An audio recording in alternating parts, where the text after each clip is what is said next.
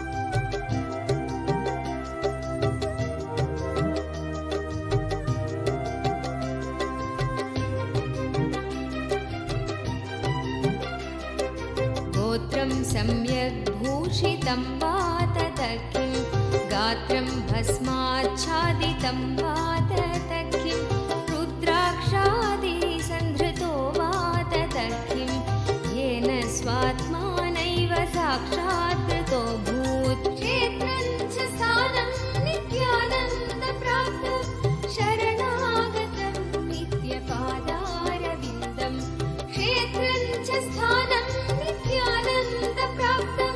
शरणागतं नित्यपादारविन्दम् अन्नैर्विप्रास्तर्पिता वा तत किं यज्ञैर्ते स्तोषिता वा तत किं कीर्त्या व्याप्ता सर्वलोकास्तत किं येन स्वात्मानैव साक्षात् कृतो भूत् क्षेत्रं च स्थानं नित्यानन्दप्राप्तं शरणागतं नित्यपादारविन्दं क्षेत्रं च स्थानं नित्यानन्दप्राप्तं शरणागतं नित्यपादारविन्दम्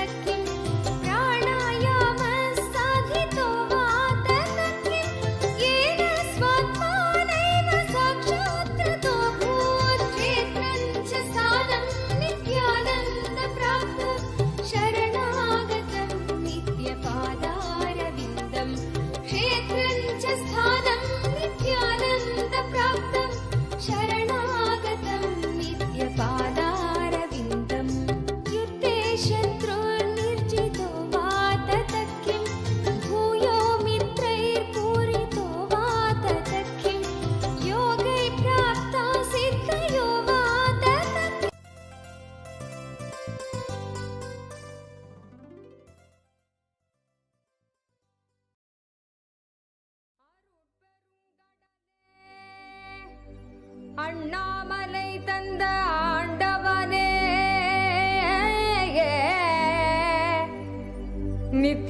நித்யானந்த புரிதனிலே அருளாட்சி செய்யும் நித்யானந்தனே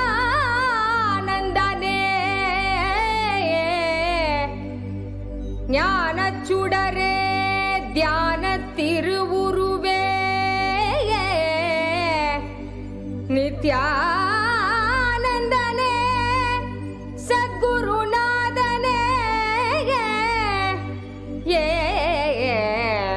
அருள் தாரும் நித்யானந்தனே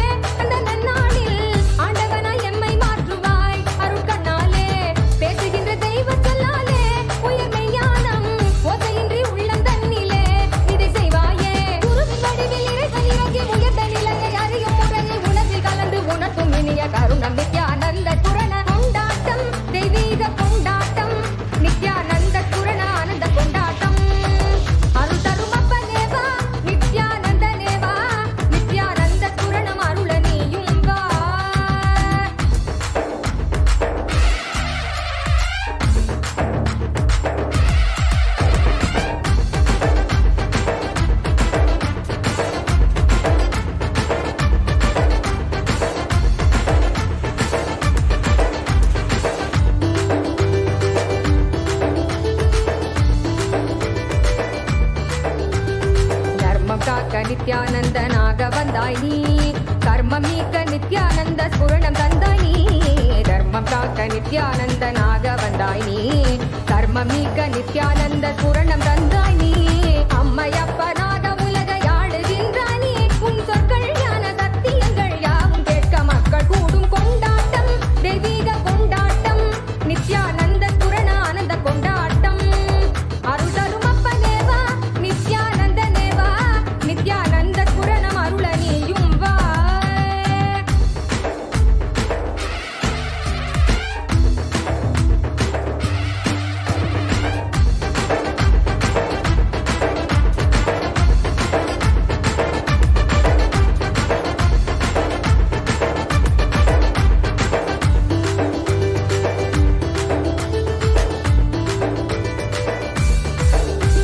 மானுடத்தின் ரோகம் தன்னை தீர்த்து வைக்கவே அருள் போலை கொண்டு அண்டமதை ஆள வந்தாய் நீ. மானுடத்தின் ரோகம் தன்னை தீர்த்து வைக்கவே அருள் போலை கொண்டு அண்டமதை ஆள வந்தாய் நீ. எண்ணுகிற எண்ணம் எல்லாமே ஒன்று ஒன்றாக கண்டியதில் கொண்டால் நன்மைதான் எனச் சொன்னீரே.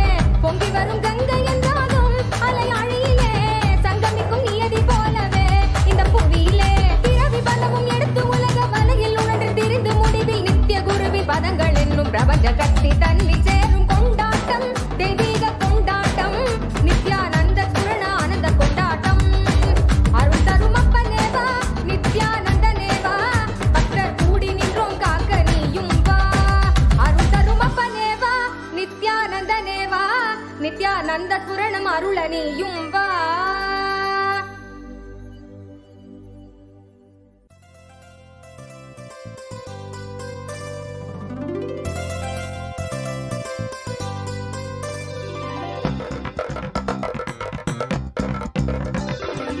नित्यं मन्त्रं नित्यं यन्त्रं नित्यं तन्त्रं नित्यं सर्वं. नित्यं मन्त्रं नित्यं यन्त्रं नित्यं तन्त्रं नित्यं सर्वं. तपोयज्ञदानादिभिः शुद्धबुद्धिर्विरक्तो नृपादे पदे तुच्छ बुद्ध्या परित्यज्य सर्वं यदाप्नोति तत्त्वं परं ब्रह्म नित्यं तदेवाहमस्मि. तपोयज्ञदानादिभिः शुद्धबुद्धिर्विरक्तो नृपादे पदे तुच्छ बुद्ध्या परित्यज्य सर्वं यदाप्नोति तत्त्वं परं ब्रह्म नित्यं तदेवाहमस्मि. नित्यं मन्त्रं नित्यं यन्त्रं नित्यं तन्त्रं नित्यं सर्वं. नित्यं मन्त्रं नित्यं यन्त्रं नित्यं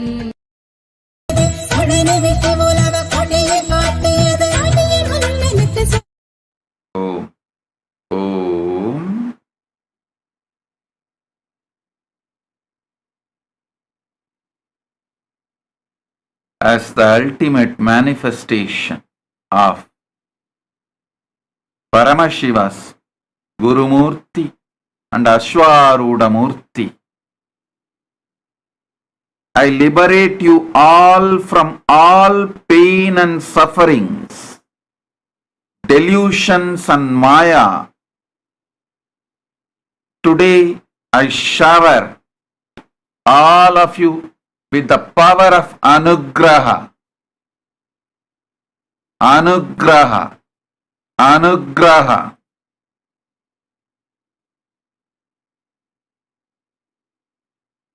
Liberate all of you from all the powers of Trobhava, Maya, pain, delusion, apasmara. All of you are liberated from all the obsessive compulsive disorders, pain and suffering patterns, and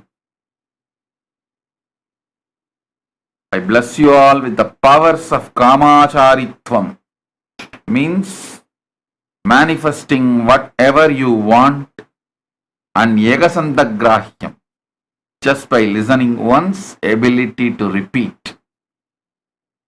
and you will be free from all pains, sufferings, physical, mental, emotional, spiritual, all physical, mental, emotional, spiritual pains and sufferings will be destroyed, burnt. You will all be liberated from all pains. Om, Om, Om, Om.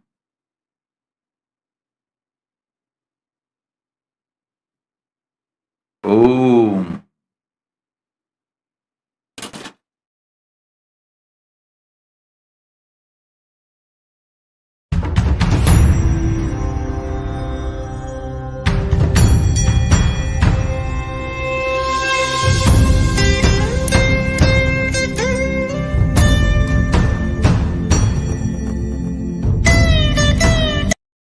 नित्यं तन्त्रं नित्यं सर्वं नित्यं मन्त्रं नित्यं यन्त्रं नित्यं तन्त्रं नित्यं सर्वम्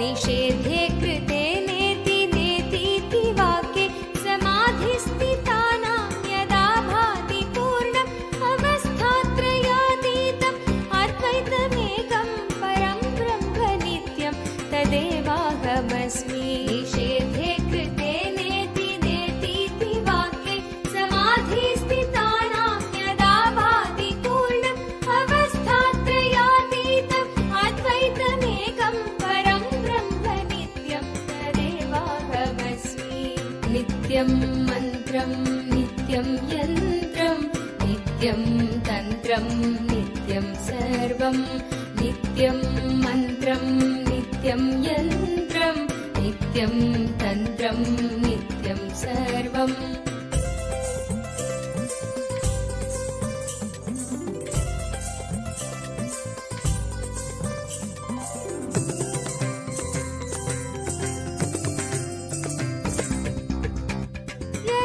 यदानन्दलेशैः समानन्ति विश्वं यदा भानसत्त्वे तदा भाति सर्वं यदा लोकने रूपमन्यत् समस्तं परं ब्रह्म नित्यं तदेवाहमस्मि यदानन्दलेशैः समानन्ति विश्वं यदा भानसत्त्वे तदा भाति सर्वं यदा लोकने रूपमन्यत् समस्तं परं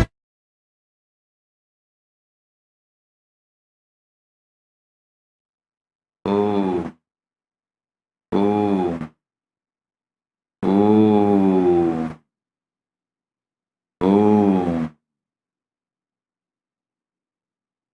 Om. Listen. Any pain patterns, suffering patterns, you want liberation. Message now. Time to ask the boons you want. Time for Kalpatar Darshan. Any obsessive compulsive disorder patterns, you want to be liberated. Any pain and sufferings you want to be liberated. Type now, ask now, message now. When the Gurumurti's eyes fall on it, all those patterns will be destroyed. All of you will be liberated from all pains and sufferings. Om, Om, Om.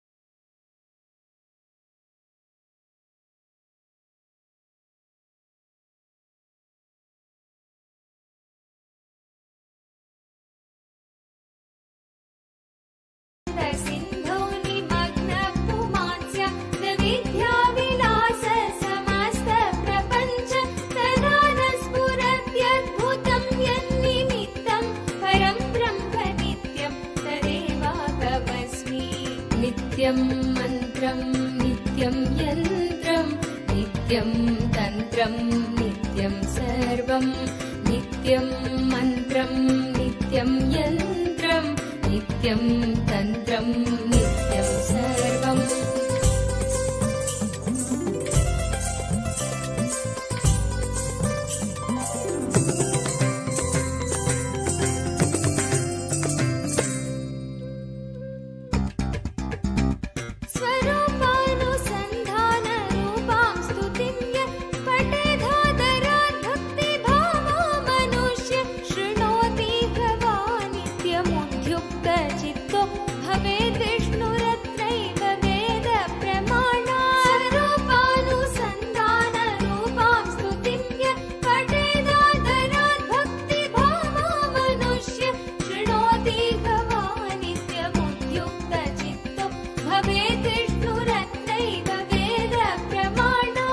नित्यं मन्त्रं नित्यं यन्त्रं नित्यं तन्त्रं नित्यं सर्वं नित्यं मन्त्रं नित्यं यन्त्रं नित्यं तन्त्रं नित्यं सर्वम्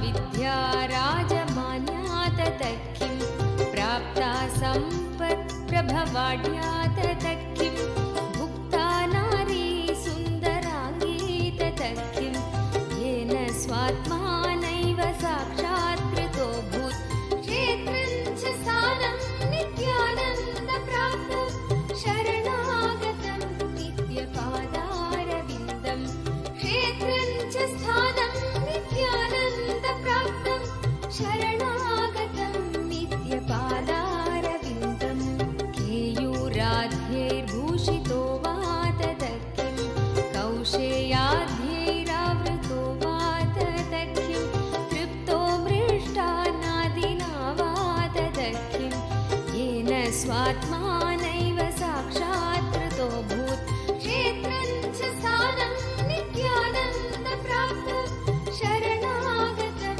नित्यपादारविन्दं क्षेत्रं च स्थानं नित्यानन्दप्राप्तं शरणागतं नित्यपादारविन्दम्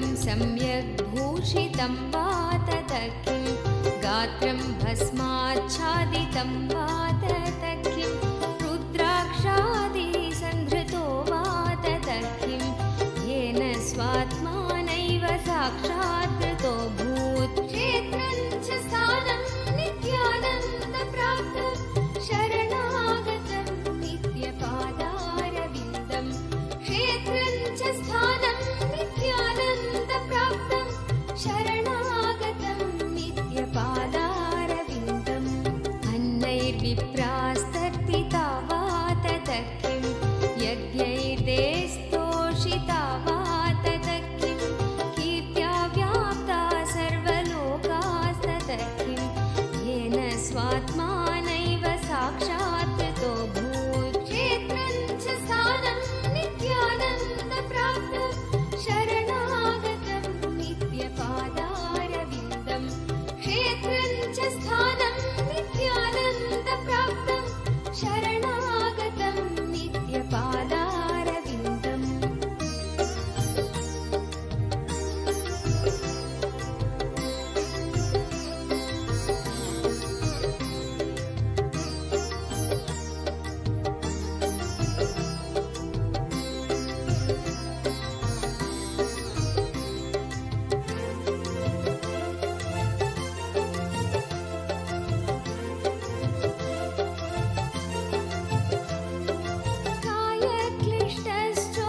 कायक्लिष्टश्चोपवासस्ततः किं लब्ध्वा पुत्रा स्वीयपत्न्यास्ततः किं प्राणायामः साधितो वा ततः किं येन स्वात्मानैव साक्षात्कृतो भूत् क्षेत्रं च स्थानं नित्यानन्दप्राप्तं शरणागतं नित्यपादारविन्दं क्षेत्रं च स्थानं नित्यानन्दप्राप्तं शरणागतं नित्यपादारविन्दम् युद्धे शत्रुर्निर्जितो वा ततः किं भूयो मित्रैर्पूरितो वा ततः किं योगैः प्राप्ता सिद्धयो वा ततः किं येन स्वात्मानैव साक्षात्कृतो भूत् क्षेत्रं च स्थानं नित्यानन्दप्राप्तं शरणागतं नित्यपादारविन्दं क्षेत्रं च स्थानं नित्यानन्दप्राप्तं शरणागतं नित्यपादारविन्दम्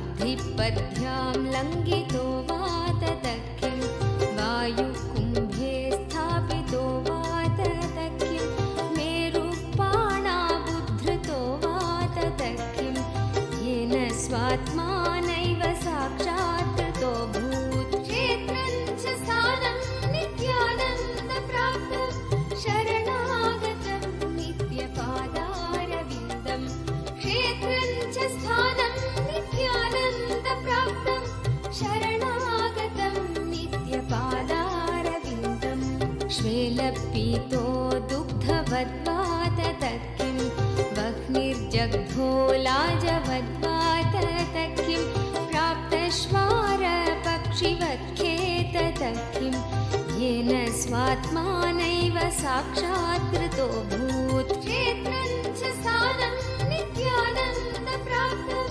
शरणागतं नित्यपादारविन्दं क्षेत्रं च स्थानं नित्यानन्दप्राप्तं शरणागतं नित्यपादारविन्दम्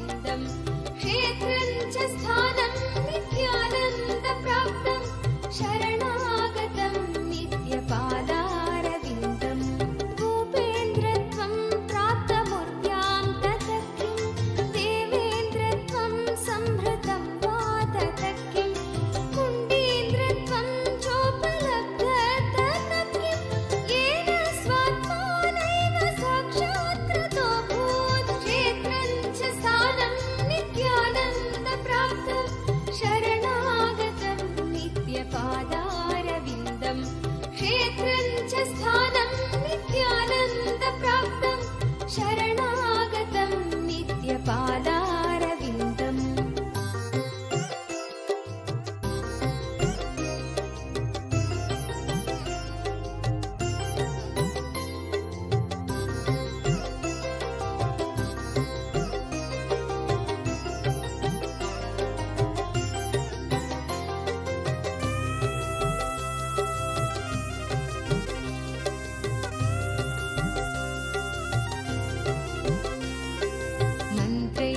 सर्वस्तम्भितो वा तत किं बाणैर्लक्ष्यो भेदितो वा तत किं कालज्ञानं चापि लब्धं तत किं येन स्वात्मानैव साक्षात्कृतो भूत् क्षेत्रं च स्थानं नित्यानन्दप्राप्तं शरणागतं नित्यपादारविन्दम् क्षेत्रं च स्थानं नित्यानन्दप्राप्तं शरणागतं नित्यपादारविन्दम् कामातङ्कखण्डितो वा तत किं कोपावेशकुण्ठितो वा तत किं लोभाश्लेषो वर्जितो वा तत किं येन स्वात्मानैव साक्षात्कृतो भूत् क्षेत्रं च स्थानं नित्यानन्दप्राप्तं शरणागतं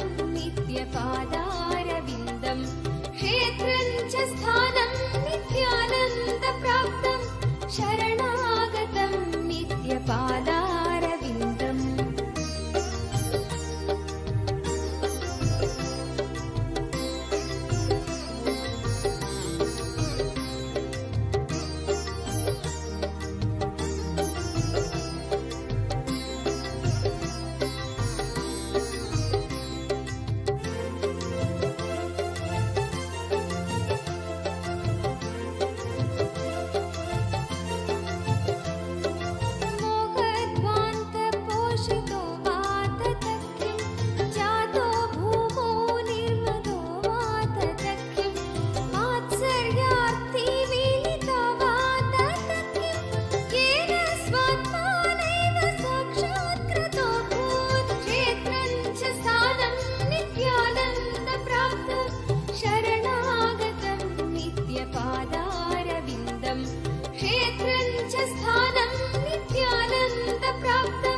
शरणागतं नित्यपादारविन्दम् धातुर्लोकसाधितो वा तत किं विष्णोर्लोको वीक्षितो वा तत किं शम्भोर्लोकशासितो वा तत किं येन स्वात्मानैव साक्षात्कृतो भूत् क्षेत्रं च स्थानं नित्यानन्दप्राप्तं शरणागतं नित्यपादारविन्दम् क्षेत्रं च स्थानं नित्यानन्दप्राप्तं शरणागतं नित्यपादारविन्दम्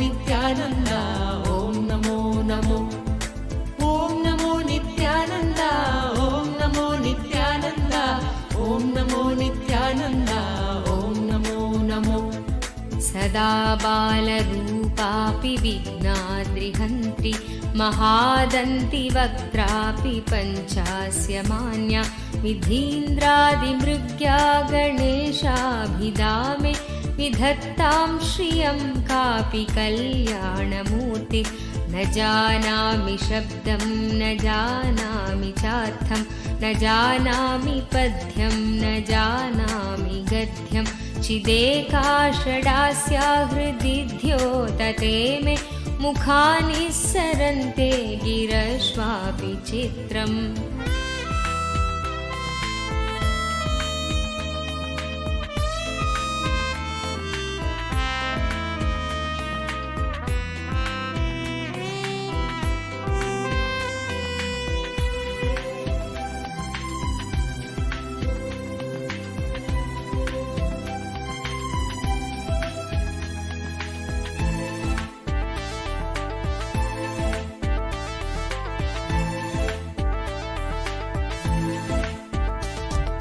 मयूराधिरूढं महावाक्यगूढं मनोहारिदेहं महच्चित्तगेहं महीदेवदेवं महावेदभावं महादेवबालं भजे लोकपालं यदा सन्निधानं गता मानवा मे भवाम्भोधिपारं गदास्ते तदैव इति व्यञ्जयन् सिन्धुतीरे नास्ते तमीडे पवित्रं पराशक्तिपुत्रम्। ॐ नमो नित्यानन्द, ॐ नमो नित्यानन्द, ॐ नमो नित्यानन्द, ॐ नमो नमो। ॐ नमो नित्यानन्द, ॐ नमो नित्यानन्द, ॐ नमो नित्यानन्द, ॐ नमो नमो।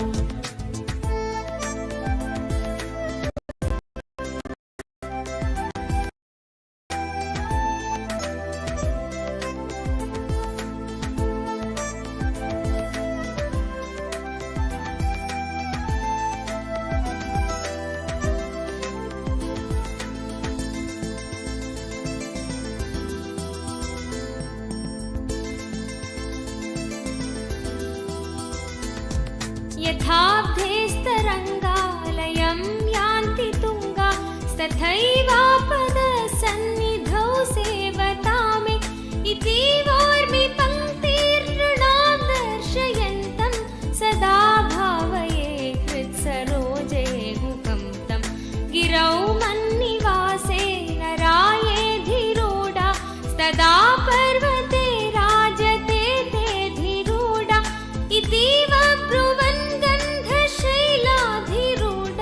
सदेवो मुदे मे सदा षण्मुखोऽस्तु। ॐ नमो नित्यानन्द, ॐ नमो नित्यानन्द, ॐ नमो नित्यानन्द, ॐ नमो नमो।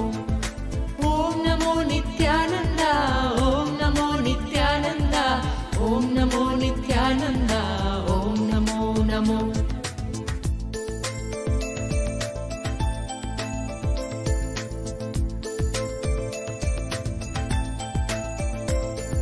महाम्भोधिधीरे महापापचोरे मुनीन्द्रानुकूले सुगन्धाख्यशैले सुहायां वसन्तं स्वभासालसन्तं जनार्तिं हरन्तं श्रयामो गुहं तं लसत्स्वर्णगेहे नृणां कामदोहे सुमस्तोमसञ्छन्नमाणिक्यमञ्जे सुमुद्यत्सहस्रार्कतुल्यप्रकाशं सदा भावये कार्तिकेयं सुरेशम्।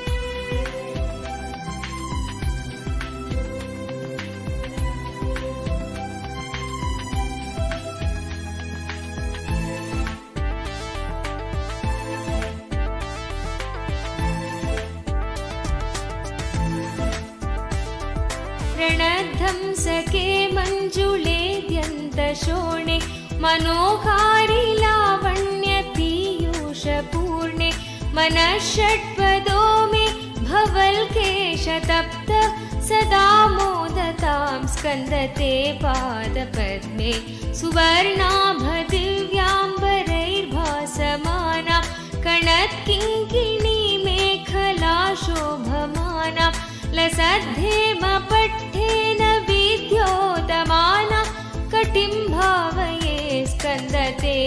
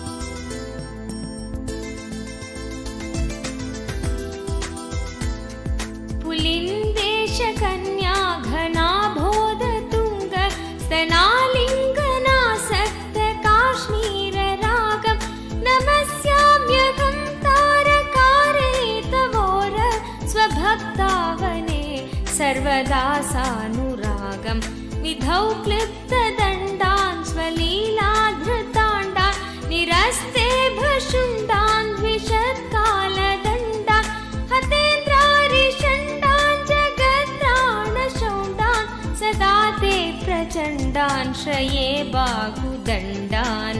ॐ नमो नित्यानन्द, ॐ नमो नित्यानन्द, ॐ नमो नित्यानन्द, ॐ नमो नमो। ॐ नमो नित्यानन्द, ॐ नमो नित्यानन्द, ॐ नमो नित्यानन्द, ॐ नमो नमो।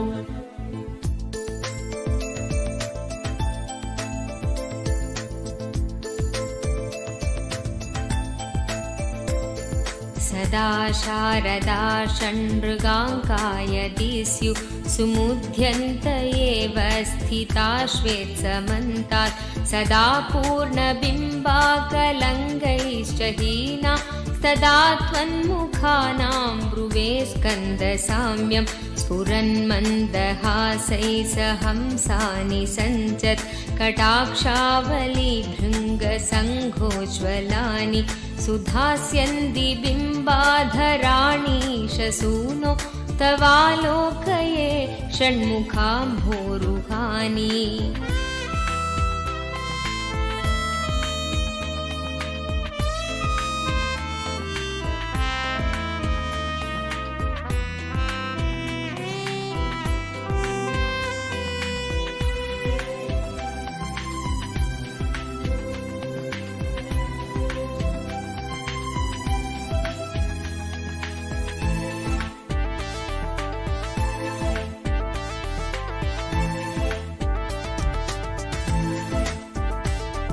विशालेषु कर्णान्तदीर्घेष्वजस्त्रं दयास्यन्तिषु द्वादशस्वीक्षणेषु मयि षत्कटाक्षः सकृत्पातितक्षेत् भवेत् ते दयाशीलका नामहानि। सुताङ्गोद्भवो मेऽसि जीवेति षड्घा जपन्मन्त्रमीशो मुदा जिघ्रते यान् जगद्भारमृद्भ्यो जगन्नाथ तेभ्यः किरीटोज्ज्वलेभ्यो नमो मस्तकेभ्यः। ॐ नमो नित्यानन्द, ॐ नमो नित्यानन्द, ॐ नमो नित्यानन्द, ॐ नमो नमो। ॐ नमो नित्यानन्द, ॐ नमो नित्यानन्द, ॐ नमो नित्यानन्द, ॐ नमो नमो।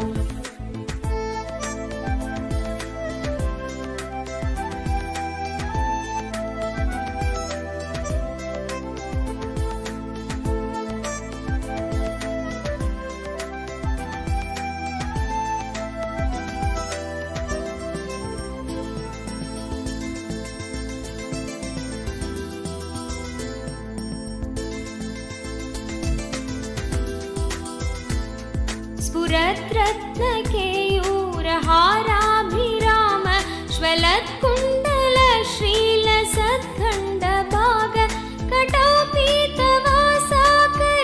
चारुशक्ति पुरस्तान्ममास्तां पुरारेस्तनूज इहायाहि वत्सेति हस्तान् प्रसार्या वयत्यादराच्छङ्करे मातुरङ्गात् समुत्पत्य तातं श्रयन्तं कुमारं हराश्लिष्टगात्रं भजे बालमूर्तिम्। ॐ नमो नित्यानन्द, ॐ नमो नित्यानन्द, ॐ नमो नित्यानन्द, ॐ नमो नमो। ॐ नमो नित्यानन्द, ॐ नमो नित्यानन्द, ॐ नमो नित्यानन्द, ॐ नमो नमो।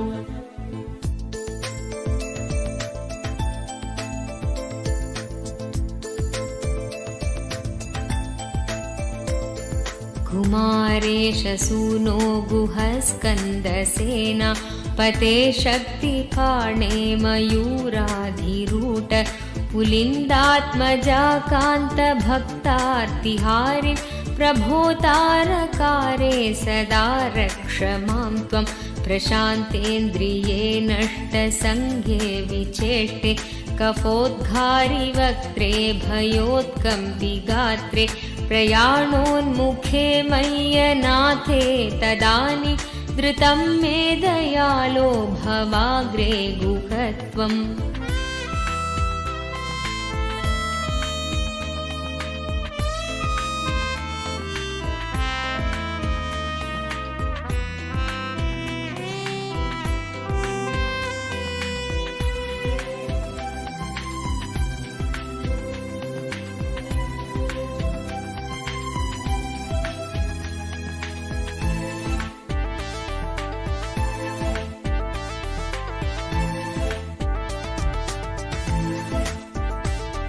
कृतान्तस्य दूतेषु चण्डेषु कोपा दृहच्चिन्धिभिन्दीति मां तर्जयत्सु मयूरं समारोह्य माभैरिति त्वं पुरःशक्तिपाणिर्ममायाहि शीघ्रं प्रणम्यासकृत्पादयोस्ते पतित्वा प्रसाद्य प्रभो पार्थयेनेकवारं न वक्तुं क्षमोकं तदानीं कृपाब्धे न कार्यान्तकाले मनागप्युपेक्ष ॐ नमो नित्यानन्द ॐ नमो नित्यानन्द ॐ नमो गुरुमण्यतुल्यावतार श्रीपार्वती स्तन्यपानलब्ध दिव्यज्ञान विश्रुत सकल निगमागमसारभूत द्राविड वेद प्रवक्त्रे श्रीमत्परमशिव करुणा समधिगत मुक्तामय चतुरश्रयान गीयमान छत्र चामर श्रीचिह्न काहलादि समस्त बिरदावल्यलङ्कृत ज्ञान विज्ञान चक्रवर्ती सर्वजन संघ सद्यो निर्वाण दीक्षा व्ययापवर्गवर्ष विश्राण जीमूत परमत कलभ केसरी शैव सिद्धान्त स्थापनाचार्य श्रीराजाधिराज पाण्ड्य महाराज गुरु क्षपण शाक्यादि महान्धकार निवारण ज्ञान भानु वीक्षणानर्हार्हध्वजोच्छेदन पूर्वक श्रीमद्वृषभध्वज स्थापक शैव समय कर्त्रे सर्वज्ञ पीठारूढ श्री जगद्गुरु श्री ज्ञान संबंध देशिक स्वामी वागीश सुंदर माणिक्य वाचक स्वामिनाम् अवतार भूत श्री ज्ञान संबंध स्वामी पुनरुद्धृत श्यामला पीठ सर्वज्ञ पीठ त्रिनवत्युत्तर द्विशततम गुरु महासन्निधान अरुणगिरि योगीश्वर परंपरागत अरुणाचल सर्वज्ञ पीठ गुरु महासन्निधान कैलास परंपरागत कांची कैलास सर्वज्ञ पीठ त्रयस्त्रिंशदुत्तर द्विशततम गुरु महासन्निधान नित्योत्सव नित्य मंगल नित्य कल्याण नित्य रजित कैलास परंपरागत आदि कैलास नित्यानंद पीठ महासंस्थान महासिंहासन पीठ कर्तः साक्षात् श्री परमशिव समुद्भूत कैलास परंपरागत वैवस्वत मनु इक्ष्वाकु हरिश्चंद्र भगीरथ श्रीरामचंद्र शूरसेन इत्यादि अनवच्छिन्न सार्वभौम चक्रवर्ति परंपरागत चतुष्षष्टि योगिनी मंडित चतुष्षष्टि संप्रदाय प्रवर्तक मनुधर्म शासन सूर्यवंश प्राप्त सर्वज्ञ पीठ सुरांगी साम्राज्य मूर्धाभिषिक्त चूड़ामणे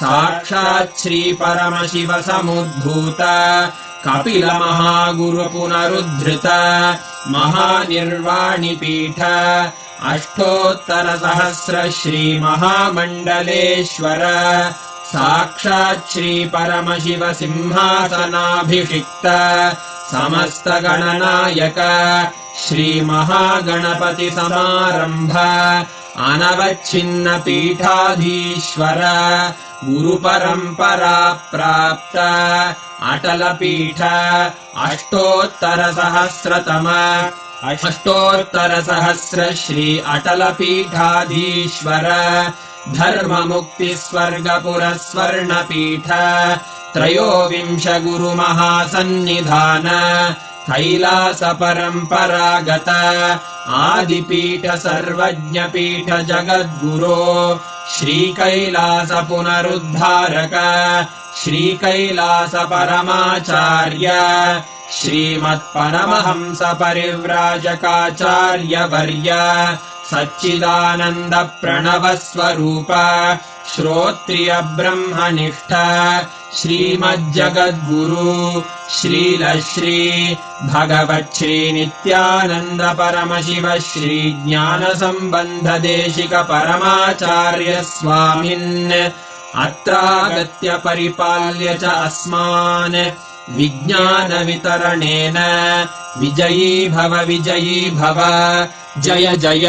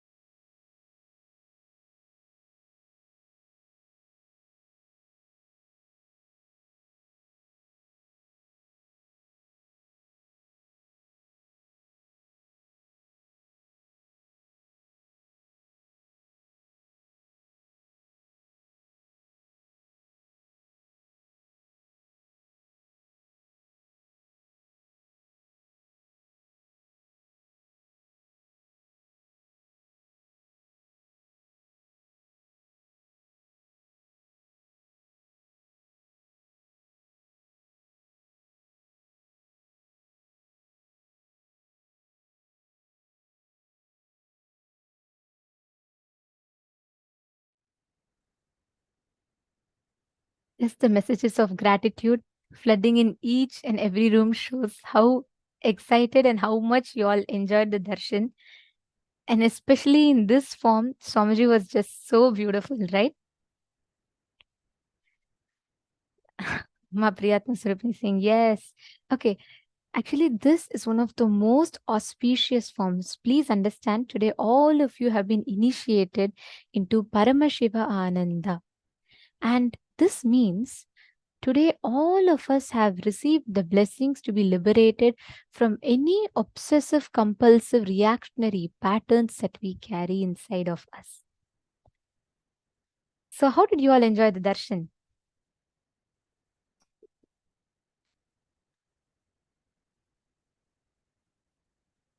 You all should know one of the most beautiful, most important thing. This whole darshan, Swamiji blessed all of us with that ultimate cosmic entanglement, where Swamiji was awakening us to the experience of Paramashivoham. Means the space, the state exactly where you will manifest how you can experience that ultimate unclutching happening inside of you. So, every one of you that are sitting here right now, as you all enjoyed the darshan, we have all also been initiated into this most beautiful powers Swamiji has showered us with. Now, let us all take a few minutes and manifest this beautiful power. Swamiji blessed all of us with the power of Kamacharitvam, and we're going to be manifesting this beautiful power right now, right after this initiation, just in the space of feeling connection. See, the power is very simple. This means you being able to see any place, access any place of your choice. Each of you here are now going to be manifesting this power of being able to appear in any place as you will. Any place as per your will, you'll be able to appear. Of course, it starts with first being able to see a distant place. And please understand, right after initiation, the most appropriate thing to do is to manifest powers, because only that completely literally digests that initiation into us and gives us that experience of manifesting that ultimate power, right? So now what we're going to be doing is we're going to be first starting with experiencing, understanding what it means. What does Kamacharitvam mean? Basically, you being able to see any place of your choice and being able to describe all the details. It starts with that. From there, you will be able to describe the feeling, the temperature, the ambience, atmosphere, everything, right? So it's very simple, yet a very, very beautiful power to manifest. Shall we all start? Okay. So now I request every one of you in this beautiful space that we all are in right now, listen very carefully. You're all going to be experiencing yourself in another place. The first step for that is experience. You're going to describe the temperature, the color. It is not just remote viewing. You're going to take it to the next level. You're going to describe what is the exact temperature, color, and experience of you being in another house. Let's, for example, if I'm manifesting with Ma Priyatma Swarupini, I will be able to see not just her house color or how many rooms she has, but also what is the temperature like? Is it cold? Is her house warm? Am I feeling some, am I having some fragrance? I'll be able to see all of that. Just surrender your inner space to Swamiji completely after this darshan. Connect. Actually, Ma Lita Sege, you and Ma Priyatma Surupini can manifest. Both of you start with first describing the place itself. And from there, you guys can start describing the temperature, the ambience, how exactly it is. And start describing in elaborate detail what exactly you are seeing. What you're seeing, how you're describing, I mean, like what exactly is appearing to you. All of those details, go ahead and explain. Okay? Come on, let's all start. Connect to Swamiji. You all can take 21 minutes. Do it properly and completely. Come on. I request every one of you to do it. Please connect to your partners. Let's all start the manifestation.